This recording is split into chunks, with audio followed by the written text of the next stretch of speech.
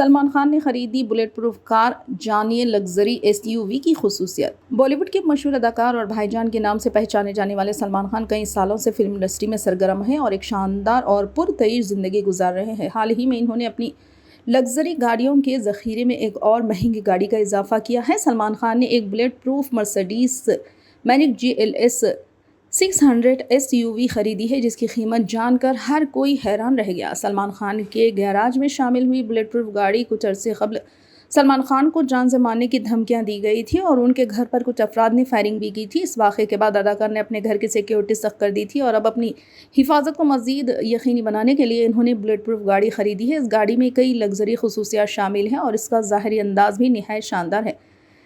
کتنی ہی Bullet proof Mercedes کی قیمت مرسڈیز بینز GLS 600 SUV میں 4.0 لیٹر کا twin turbo charged V8 petrol engine موجود ہے، جس سے 48ویں مائلڈ ہائبرڈ سسٹم کے ساتھ جوڑا گیا ہے۔ یہ گاڑی 4 آل وہیل ڈرائیو اور naan speed automatic gear box کے ساتھ آتی ہے۔ اس کی ٹاپ اسپیڈ 250 کلومیٹر فی گھنٹہ ہے۔ اس گاڑی کی قیمت تقریباً 3.40 کروڑ روپے بتائی گئی ہے، جو کئی سائیڈ اداکاروں کے سال بھر کی آمدنی سے بھی زیادہ ہو سکتی ہے۔ سلمان خان آخری بار کسی فلم میں نظر آئے؟